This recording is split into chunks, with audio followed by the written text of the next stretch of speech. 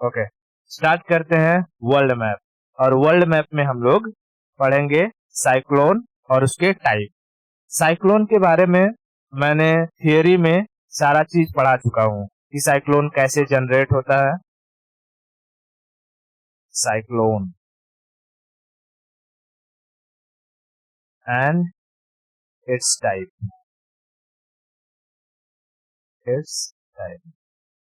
देख, मैंने बताया था कि किसी भी एरिया में अगर अचानक से क्या हो जाए, प्रेशर कम हो जाए तो आसपास की हवाएं उस प्रेशर को भरने के लिए आ जाती हैं।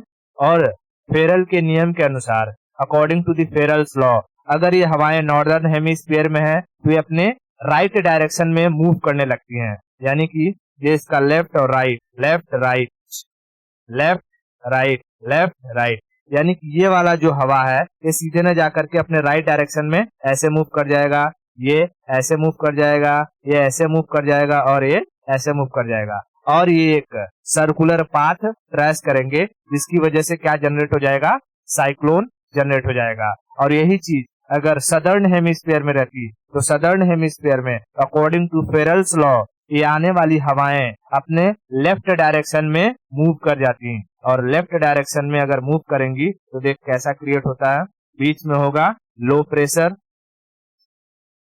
और बाहर से आने वाली हवाएं, हाई प्रेशर से आने वाली हवाएं इस तरीके से आएंगी लो प्रेशर को भरने के लिए। लेकिन अगर ये सदर्न हेमिस्फीयर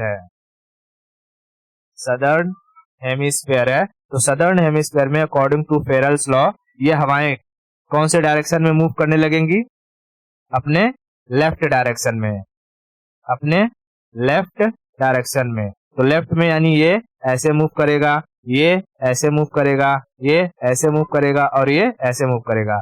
यानी कि अगर कहूं कि साइक्लोन का डायरेक्शन नॉर्दर्न हेमिस्फीयर में तो वो एंटी क्लॉकवाइज, क्योंकि ये ऐसे जा रहा है, ठीक है। और वहीं अगर सदर्न हेमिस्फीयर में कहूं तो क्लॉकवाइज, क्योंकि ये ऐसे मूव कर रहा है, ठीक है। ये सारे की सारी जो थियरी थी कि कहां पर लो प्रेशर, कहां पर हाई प्रेशर, लो प्रेशर किस वजह से होता है, ठीक है। फिर इसके बाद इसकी शेप कैसी होती है, ये तेरे क्या कहते हैं साइक्लोन की, वो सब का सब हम लोगों ने थियरी में देख लिया है, ठीक है। अब मैप में हमें क्या देखना है, मैप में हमें ये समझना है कि दुनिया में जो साइक्लोन अलग अलग जगह जनरेट होते हैं उन्हें अलग अलग नाम से जाना जाता है। तो वो नाम क्या है, ठीक है। जैसे अगर इंडियन ओशियन की बात करूं तो इंडियन ओशियन में जनरेट होने वाले तूफान को, स्टॉर्म को हम लोग साइक्लोन कहते हैं। वही अगर यूएसए में रहेगा तो यूएसए में टोर्नेडो कहते हैं। मैक्सिको वाले एरिया में हरिकेन कहते हैं। ऑस्ट्रेलिया में उसे विली विली कहते हैं। चाइना, साउथ चाइना सी और जापान सी ऑफ जापान में उसे जो कि टाइफून कहते हैं। बस समझ रही क्या? हाँ, तो इन सब के बारे में समझते हैं, ठीक है। साइक्लोन को हिंदी में क्या कहते हैं, चक्रवात। चक्रवात। देख, साइक्लोन की इंटेंसिटी को मेजर करने के लिए जिस स्केल का यूज होता है तो तुझे दो स्केल याद रखना है। या तो ऑप्शन में दिया रहेगा सफीर और सिम्पसन स्केल, दो स्केल याद रखना, एक सफीर एंड सिम्पसन, ठीक है। या दूसरा दिया रहेगा टीएस स्केल। टीएस को कहते हैं थंडर स्टॉर्म स्केल, ठीक है। क्या कहते हैं, thunder storm scale, thunder storm scale, ठीक है। तो साइक्लोन की इंटेंसिटी को मेजर करने के लिए किस स्केल का यूज होता है, सफीर एंड सिम्पसन या तो थंडर स्टॉर्म स्केल, ठीक है। टीएस स्केल शॉर्टकट में क्या कहते हैं, टीएस स्केल, टीएस स्केल, क्या कहते हैं, टीएस स्केल, क्योंकि ये साइक्लोन हवाओं की सर्कुलर मूवमेंट की वजह से क्रिएट होता है। साइक्लोन किस वजह से क्रिएट होता है, cyclone generates due to wind circulation, generates wind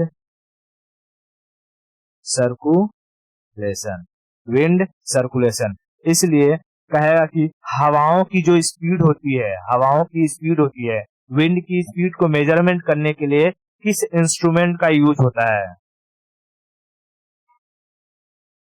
wind speed, याद है?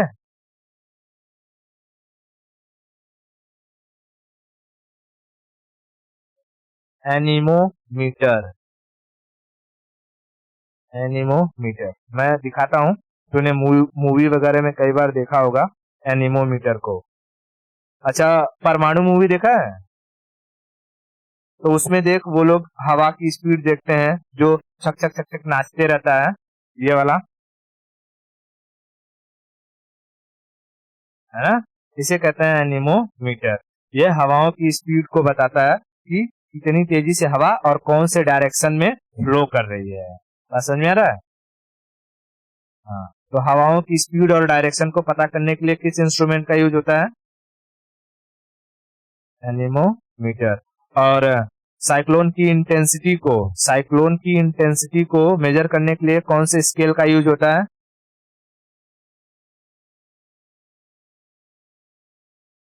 सफीर सिम्पसन, SS या TS, SS या TS, ठीक है। विंड स्पीड एंड डायरेक्शन, बात समझ में आ गया? कितना चीज क्लियर हुआ? ठीक है, ओके। बता, नॉर्दर्न हेमिस्फीयर की अगर मैं बात करूं, अगर मैं ऐसे कर दूं कि ये है हमारा इक्वेटर, तो ऊपर क्या हो जाएगा? नॉर्दर्न हेमिस्फीयर, और नीचे हो जाएगा सदर्न हेमिस्फीयर। नॉर्दर्न हेमिस्फीयर में जो साइक्लोन बनेगा, वो उसका डायरेक्शन क्या होगा? क्लॉकवाइज या एंटी क्लॉकवाइज?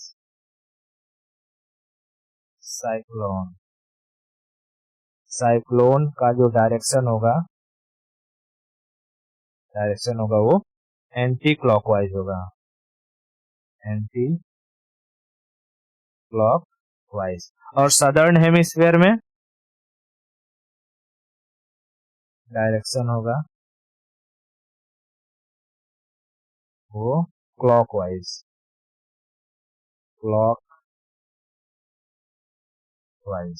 ठीक है, क्लॉकवाइज। बात समझ में आया? फेरल के लॉ के अकॉर्डिंग नॉर्दर्न हेमिस्फीयर की जो विंड रहती है, वो अपने एक्चुअल पाथ से कौन से डायरेक्शन में मूव कर जाती है?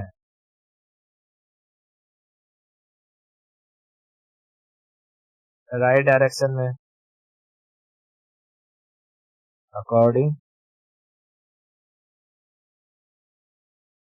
फेरल्स लॉ।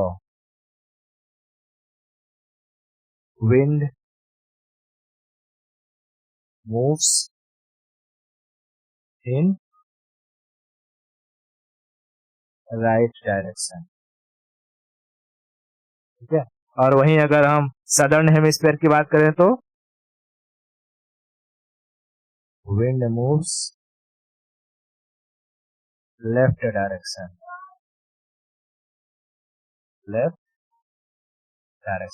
इतना क्लियर है? यानी कि कैसा, अगर नहीं समझ में आ रहा हो कि लेफ्ट राइट कैसा होता है, तो भैया देखो, मान लो ये हवा है, नॉर्दर्न हेमिस्फीयर में यहाँ से यहाँ चल रही है, ये इधर से इधर चल रही है, ये इधर से इधर चल रही है। तो सबसे पहले हम देखते हैं किसका मुंह किधर है। मुंह ऊपर है, तो अपने आप को समझ लेना कि तू मुंह पर खड़ी है। तेरा लेफ्ट ये हो जाएगा, तेरा राइट ये हो जाएगा। फिर इसी हिसाब से सारे तीर पर लेफ्ट राइट लगाने का, left right, left right, left right, left right.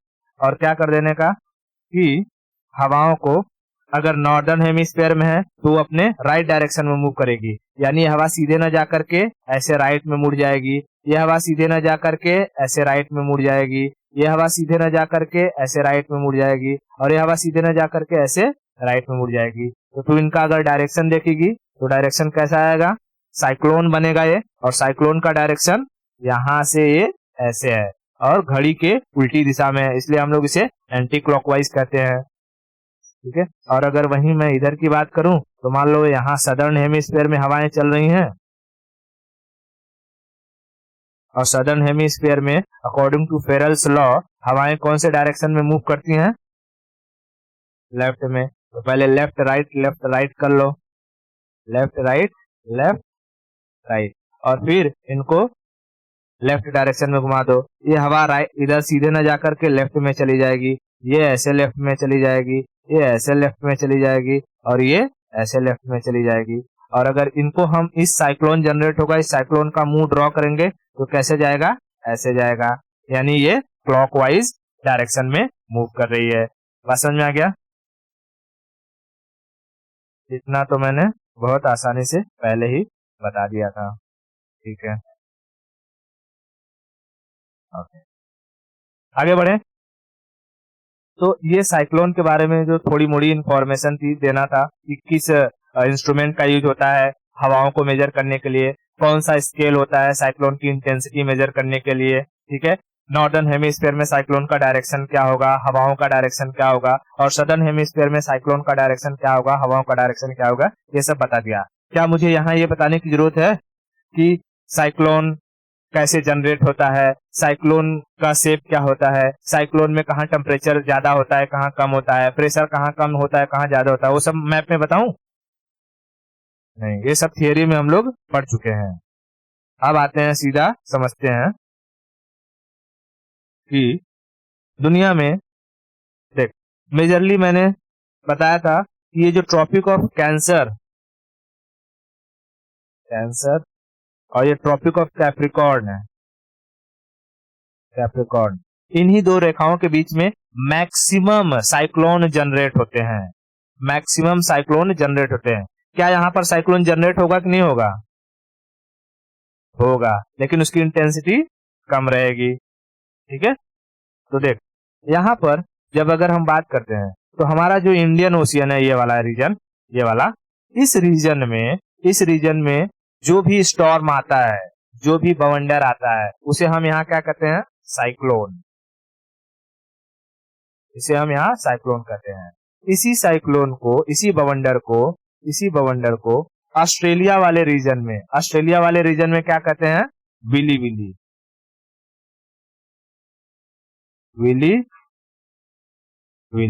बात समझ में आ रही है? ऑस्ट्रेलिया वाले रीजन में क्या कहते हैं, इसे विली।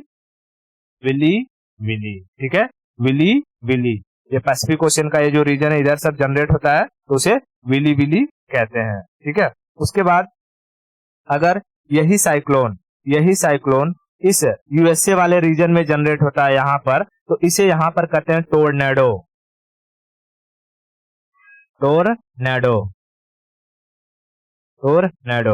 ठीक है, और यही साइक्लोन इस मैक्सिको वाले रीजन में अगर जनरेट होता है तो इसे यहाँ कहते हैं हरिकेन।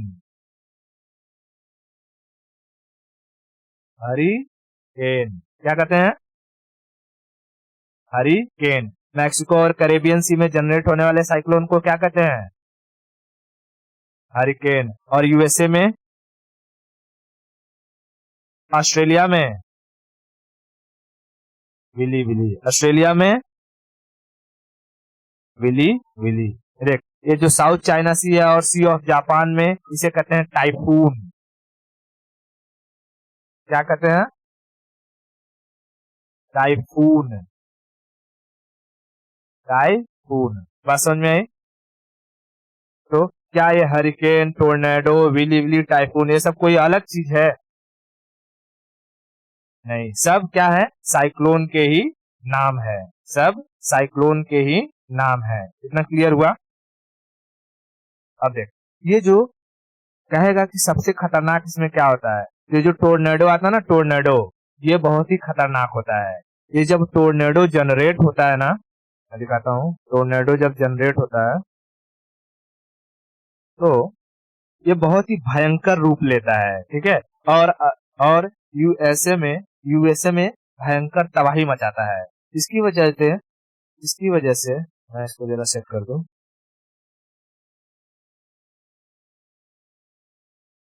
इस टोर्नेडो की वजह से वहां जो लोगों के घर वगैरह होते हैं ना, लोगों के घर, उस घर का ऊपरी सेक्शन उड़ जाता है। जैसे अगर किसी का ये घर है, ठीक है, ये घर बनाया है, और तो जब टोर्नेडो आएगा ना तो ये ऊपर वाला सेक्शन उड़ा ले जाएगा, ये ऊपर वाला सेक्शन उड़ा ले जाएगा। इसलिए वहां यूएसए के उस रीजन में जहां पर ये टोर्नेडो आता है, लोग अंदर के साइड भी एक घर बनाते हैं, ठीक है, अंडरग्राउंड एक घर बनाते हैं, ताकि जब टोर्नेडो आए तो उससे अपना क्या कर सके, वो लोग प्रोटेक्शन कर सके, ठीक है, अंदर क्या कर सके, अपना प्रोटेक्शन कर सके। बाहर का तो उड़ा के लेके चले जाएंगे, जब टोर्नेडो आएगा तो लोग कहाँ चले आएंगे, अंदर के साइड में, और अंदर छुप करके बैठ जाएंगे। बात समझ में? हाँ, बता, ये जो टोर्नेडो है, ये टोर्नेडो जब समुद्र पर होता है तो समुद्र पर इसे वाटर पिलर कहते हैं। समुद्र पर जब बनता है तो इसे क्या कहते हैं, वाटर पिलर, वाटर पिलर। अब देख, जो मैंने तुझे नाम बताए सारे के सारे, hurricane, cyclone, willy willy, typhoon, ठीक है, ये सारे के सारे नाम, ये सारे के सारे नाम पहले महिलाओं के नाम पर रखे जाते थे। यानी जो यूएस नेवी के ऑफिसर होते थे, यहाँ पर जो काम कर रहे होते हैं, वो लोग देखते थे कि समुद्र में कोई बड़ा भयंकर तूफान आया है, तो वो अपनी पत्नी के नाम पर उन भयंकर तूफानों का नाम रख दिया करते थे। जिसके कारण क्या हो गया कि कई तूफान इतने भयंकर आए कि लोगों के घर तबाह हो गए, डिस्ट्रॉय हो गए। इससे उनकी पत्नियों की बदनामी होने लगी, तो उनकी पत्नियां गुस्सा गई और वो लोग जाकर के यूएनए में केस ठोक दिया। और यूएनए में केस ठोकने के बाद यूएनए ने डिसाइड किया कि भाई, पत्नियों को इस तरीके से बदनाम करना सही बात नहीं है। अब जिस जगह पर ये भवंडर या तूफान आएगा, उसी जगह के सब कंट्री मिल करके आपस में वहां के नाम को डिसाइड करेंगे, ठीक है। हाँ, तो इसके बाद जो हमारा ये इंडियन ओशियन है, इंडियन ओशियन में जब कोई तूफान आता है, कोई स्टॉर्म आता है, तो वहां के 13 देश मिल करके वहां उस तूफान के नाम को डिसाइड करते हैं। पहले से वो लिस्ट दे दिया जाता है। बात समझ में है क्या? पहले से ही वो लिस्ट दे दिया जाता है। अब समझते हैं कि वो 13 कंट्री कौन कौन से हैं।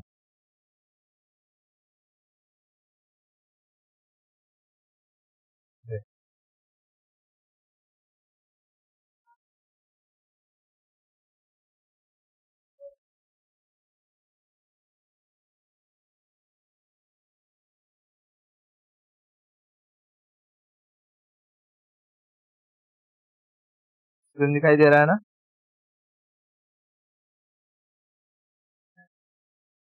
इस इंडियन ओशियन में सबसे पहला जो कंट्री है उसको याद रखना है, नंबर 1 इंडिया, भारत, ठीक है, नंबर 1 भारत। उसके बाद इधर याद रखना, number 2 Pakistan, number 3 Iran, number 4 ये तेरा क्या गया, कुवैत, कुवैत बोल रहा हूँ, ये कतर, कतर, कतर, ठीक है, नंबर 4 क्या है, Qatar. Number 1 India, number 2 Pakistan, number 3 Iran, number 4 Qatar, number 5 Saudi Arabia, number 6 Oman, number 7 Yemen. Yemen कितने हो गए टोटल, 7 इधर हो गए। उसके बाद इधर इसके राइट डायरेक्शन में क्या क्या है, राइट डायरेक्शन में है इंडिया के एक बांग्लादेश, 8वां नंबर बांग्लादेश, 9वां नंबर म्यांमार, 10वां नंबर थाईलैंड। बात समझ में आया? 10वां नंबर थाईलैंड। उसके बाद इसके नीचे देखेगी, नीचे तो नीचे तुझे मिलेंगे 11 नंबर श्रीलंका, 12 नंबर मालदीव। बात समझ में आया? हाँ, यहाँ पर एक देश और छूट गया है, ये यूएई। ठीक है, यूएई भी है यहाँ पे, तो मैं इधर से थोड़ा सा इसको रिमूव कर देता हूँ, फिर से याद करते हैं।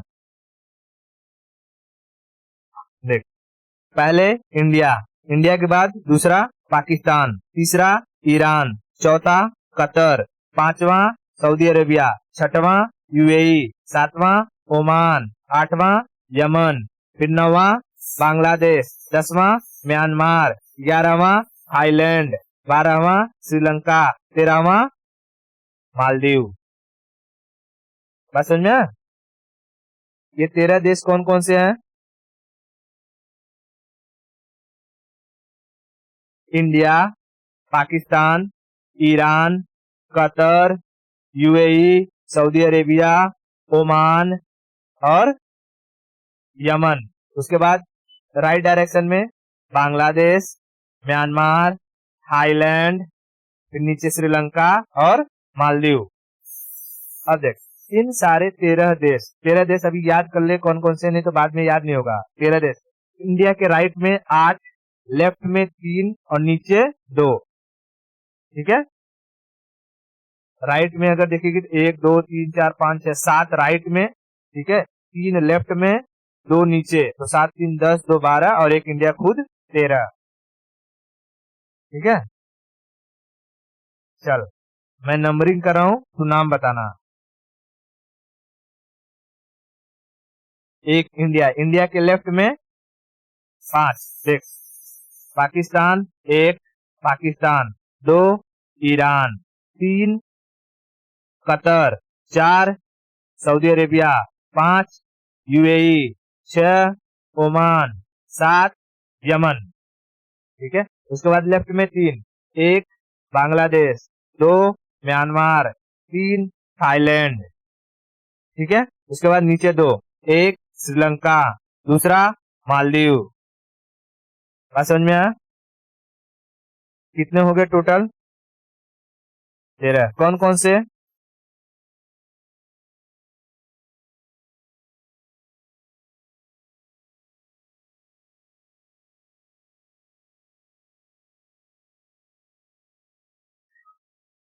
Okay, 2 India, Pakistan, Iran, India, Pakistan, Iran, फिर कतर, सऊदी अरेबिया, यूएई, फिर उसके बाद ओमान, ओमान और जो कि यमन। 6 6 7 8 ओमान और यमन। उसके बाद यहाँ बांग्लादेश 9, म्यांमार 10, थाईलैंड 11, श्रीलंका 12, मालदीव 13। बात समझ में आया? हाँ, तो ये याद करने के लिए हमने ऐसे याद कर लिया है। लेकिन जब लिस्ट बनती है तो लिस्ट अल्फाबेटिकल ऑर्डर से बनती है, अल्फाबेटिकल ऑर्डर से। ठीक है, और अल्फाबेटिकल ऑर्डर के हिसाब से, क्योंकि ये 13 देश है, तो 13 देश क्या करते हैं, 13 नाम को सुझाव, मतलब 13 नाम को देते हैं कि अगर कोई साइक्लोन आया तो जब मेरे देश का नंबर आएगा तो वो देश ये नाम रखेगा, पहले ही इंडिकेट कर दिया जाता है और एक लिस्ट तैयार किया जाता है। वो लिस्ट मैं दिखाता हूँ कैसा होता है।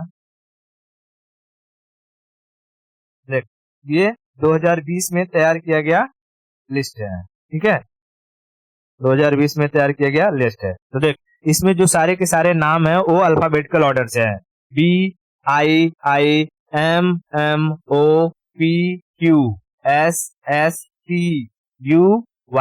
ठीक है, सब अल्फाबेटिकल ऑर्डर से है और 13 देश है, इसलिए हर देश 13 नाम को देता है। ठीक है, 13 नाम को देता है और ऐसे ऐसे ऐसे लिस्ट बनती है कि जब भी इस ट्रॉपिक ऑफ हिंद महासागर, इंडियन ओशियन में जब भी कोई तेरा साइक्लोन जनरेट होता है तो उस साइक्लोन का नाम रखा जाता है इन देशों के द्वारा दिए गए नाम के ऊपर। बात समझ में आई? हाँ, और धीरे धीरे धीरे धीरे जब ये लिस्ट पूरा खत्म हो जाएगा, यहाँ पहुंच जाएगा समहाह के ऊपर, जब लिस्ट खत्म हो जाएगा तब फिर दूसरी लिस्ट जनरेट होगी। क्लियर? हाँ, तो पता, इंडियन ओशियन में आने वाले साइक्लोन्स के नाम को देने के लिए कुल कितने देश सम्मिलित होते हैं?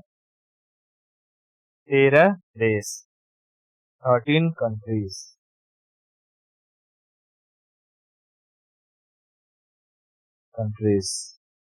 इंडियन ओशियन,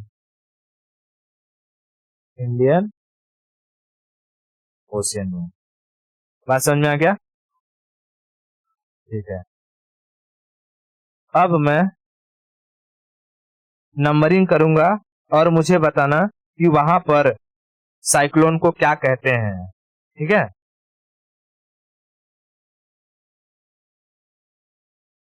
देख, आ जाओ भाई।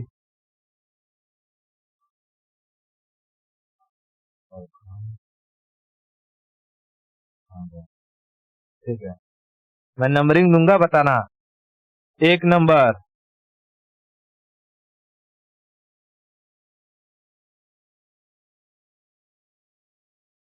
Hurricane, hurricane. 2 number tornado, Toronto नहीं, tornado, tornado. 1 number hurricane, 2 number tornado. 1 number hurricane, 2 number tornado, 2 number tornado. 1 number hurricane, 2 number tornado. 1 number hurricane. 3 number willy willy, 3 number willy willy. 4 number cyclone, 4 number cyclone.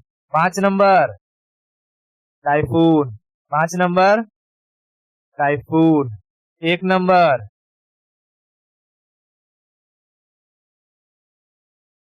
1 number cyclone. 2 number typhoon. 3 number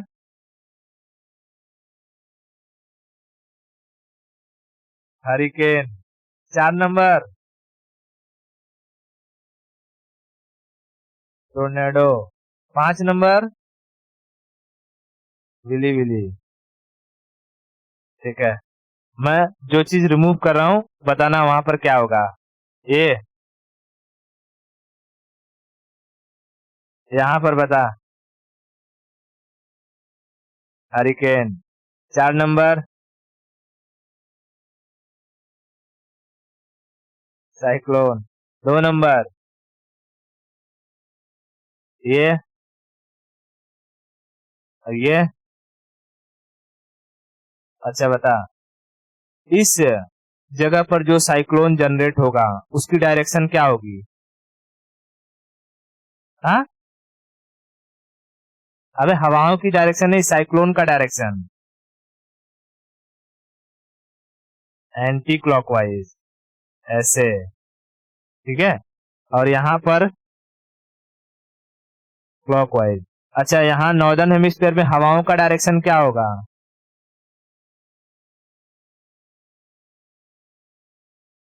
yes.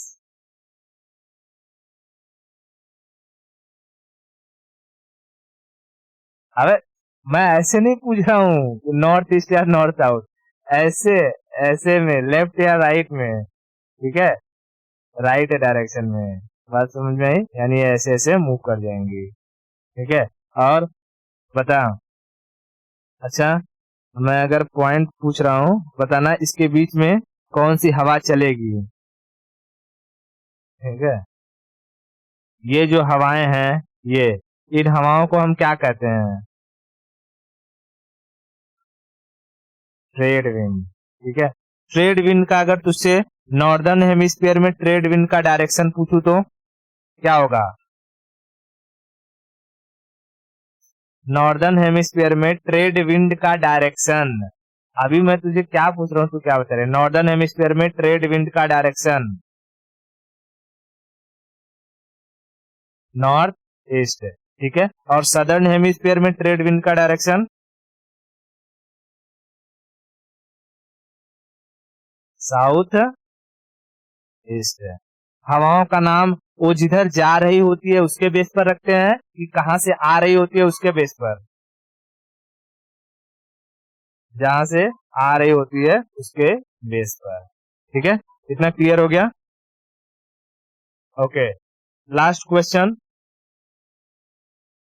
अगर अगर मैं कहूं कि cyclone की intensity को major करने के लिए किस स्केल का यूज होता है?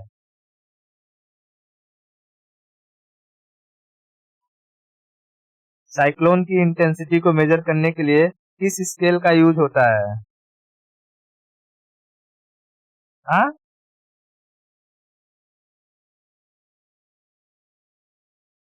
एस एस बोल लेने का, S S, Safeen and Simpson या टीएस।